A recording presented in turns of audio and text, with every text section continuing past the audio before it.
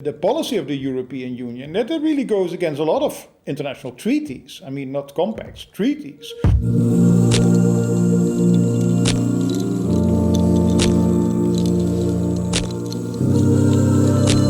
Well, as everyone has been able to see, there's a lot of controversy has arisen about this compact, which is interesting in a way, because this is a compact. This is not a treaty. I mean, this is non-binding piece of, let's say, text that has been negotiated between civil servants and politicians of all the countries involved in the United Nations. So this has taken years to draft this text.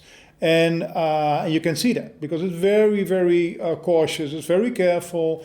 So the only thing it says, basically, is that migrants are human beings, and that because they're human beings, they also have rights, they have human rights, without implying that sovereign states should do anything. I mean, they just call for such a treatment, but whatever let's say countries would like to do, well, that's entirely up to them. And of course it comes from the 2015, what then has been known as the refugee crisis, especially at the southern edge of Europe, where we have seen thousands of people drowning, where all kinds of things happened afterwards, slavery in Libya, all kind of bad treatments of migrants and awful refugee camps in Greece and so forth.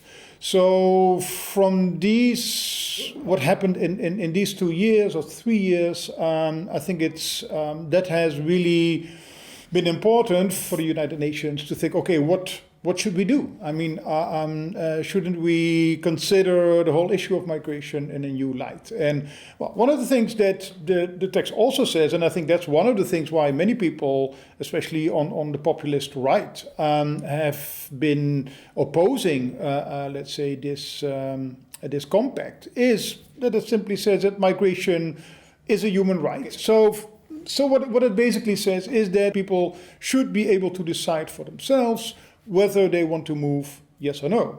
Of course, it then depends on the circumstances and also on the legislation of receiving countries, whether they would allow people to come or to settle, etc. But basically, it says it's a human right.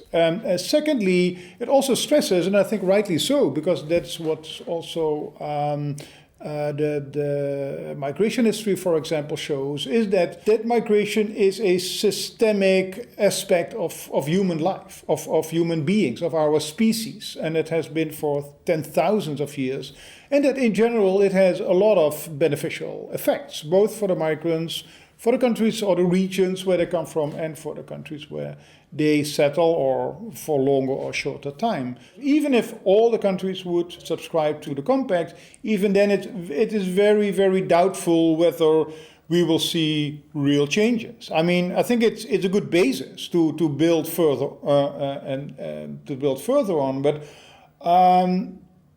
it doesn't guarantee at all that, for example, the European Union or member states of the European Union will really change their course. Just to give an example, in the last 3 years or so, the policy of the European Union, that it really goes against a lot of international treaties, I mean, not compacts, treaties, is to externalize the border south of the Sahara, to have deals with all kinds of authoritarian regimes, to create a situation in which Libya is either stopping or getting back migrants from the Mediterranean back to Libya, with all kinds of the slavery situations, etc. So all kind of things happen by all these wonderful Western liberal states, which are really going against a lot of let's say, well, at least against the spirit of the Geneva Convention of 1951, but also against a lot of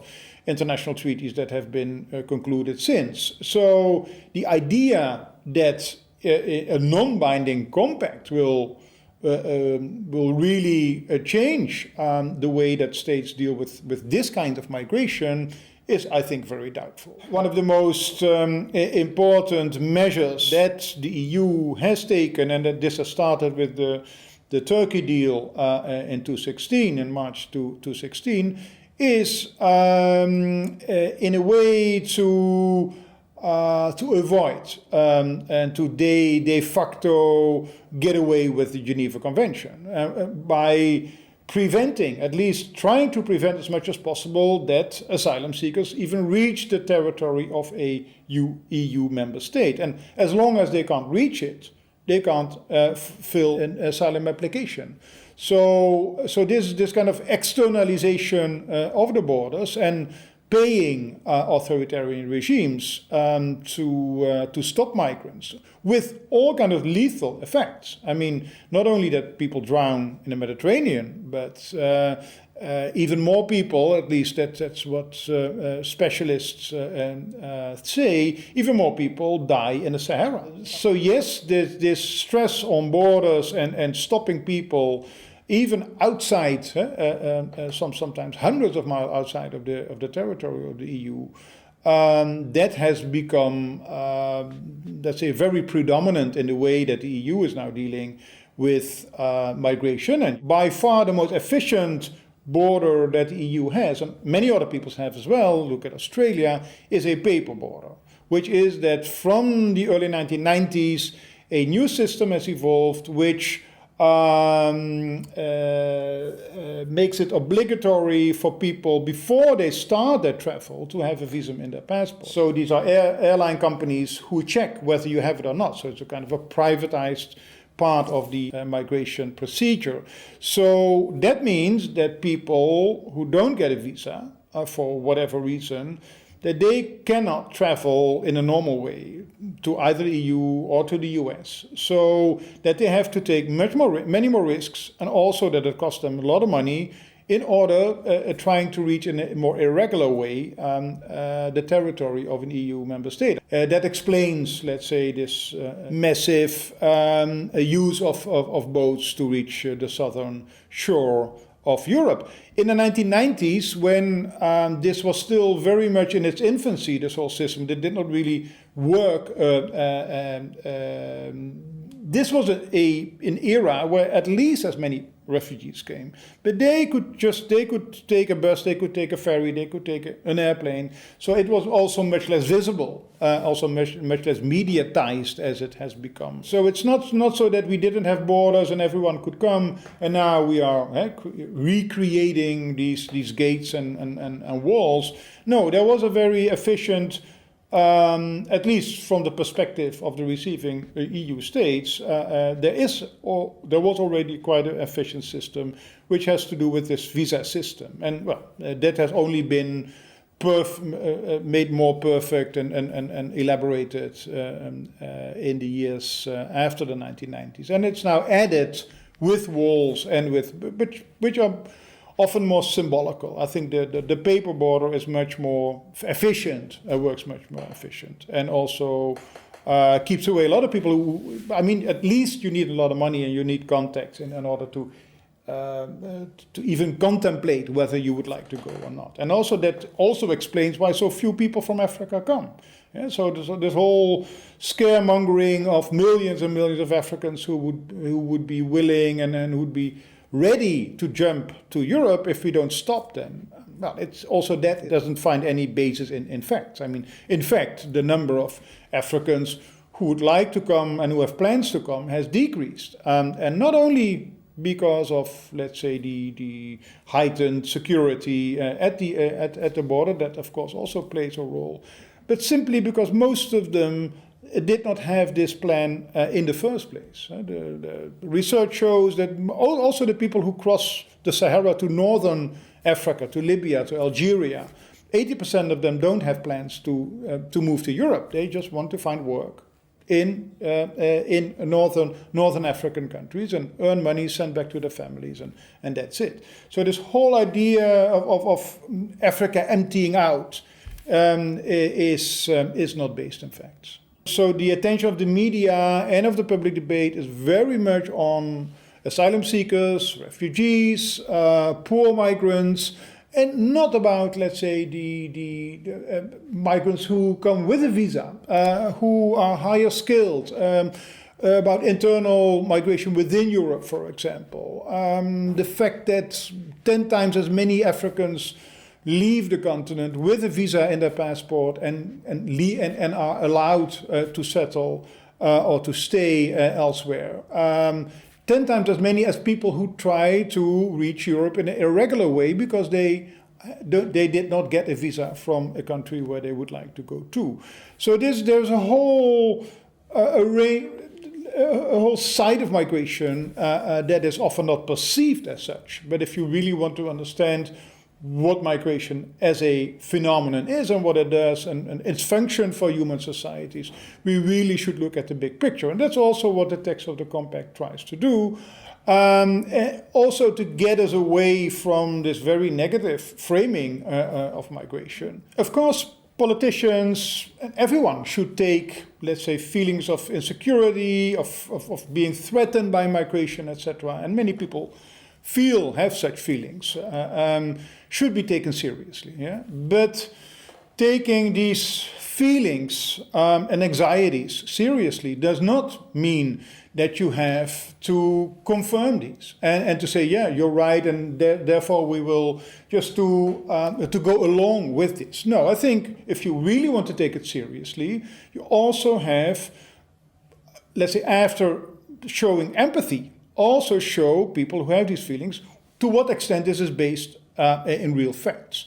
And that is, I think, largely lacking in our current debate. And many politicians either don't want to or don't dare to respond as, yes, we understand why you feel as you feel, but do realize that this and this and this is the case. And then it's about numbers, it's about how migrants probably will integrate, the economic effects, but also the cultural effect. And we know very much about, let's say, all these kind of effects that migration have and may have. So I think in offering a broad spectrum of facts, then again you can have this discussion. Still people can say, well, that may be true, but that doesn't change my view that I would not like to have immigrants in my country. That's possible. Yeah? But at least then then you can't say, well, it's based on the wrong facts. I mean, people can still hold on to these views. But I would, and I think that many people who, if they know the larger context, but also the larger framing, then they would reconsider, many of them would reconsider these very negative views about migration. Not only do people don't know the facts, but also, and Brexit is a very good example of this, people have also been fed by the media, by politicians, of a completely false image of what is happening. I mean, the British tabloids are a very good example of this. But also, of course, social media, when it comes to fake news and all kind of hoaxes that are being pumped around, have played an important role. But there's something else that should be addressed as well. Let's say we should not only perceive this and discuss this within a frame of migration, but a much larger frame of the welfare state, of social inequality, because many of these anxieties are not only linked to, let's say, the cultural fears for immigrants, but also are much more linked to broader anxieties and shifts and changes that have taken place in especially Western European, but also North American societies, when it comes to the effects, the economic effects and the social effects of globalization, where welfare states have been cut down, arrangements have been made much more sober, where the state has retreated to some extent from the social domain, and where immigrants, of course, are a perfect scapegoat, especially for right-wing radical populist parties, and being framed, let's say, as the main reason why people are in the situation in which they find themselves, especially at the lower ranks of the labor market. So I think it's, if you really want to have a serious discussion about anxieties, that should be taken on board as well. And that's often what doesn't happen. I mean, it's just seen as if the economy, as if this is a natural phenomenon that cannot be influenced, globalization, it's somewhere out there, as if this is not a political issue as well. And then migration is to some extent also seen as a natural phenomenon, as a kind of a flood, or I mean all this water language when it comes to streams of migrants and floods and tsunamis, whatever. So you have all this water language which also not only anonymizes the migrants and erases the human factor, but also frames it as something that as a flood should be stopped by a dike or by a wall or whatever. And I think this is not a very helpful way of looking at it. A lot has been written about, let's say, the support for Trump, and especially by the working class, and especially by those segments of the white working class who feel threatened by globalization, and which is rightly so, I would say, because globalization and especially the way that successive American governments have dealt with it indeed has had a negative effect on their societal position. That's absolutely clear. But instead of, let's say, understanding that these changes are the result not so much of migration, but of conscious political choices, both by the Democrats and by the Republicans, to let neoliberalism take over and leading to an increasing social inequality and wealth inequality and income inequality. I think that is at the basis of, let's say, the electoral shift that we have seen in 2016 in the US and partly also in Europe as well.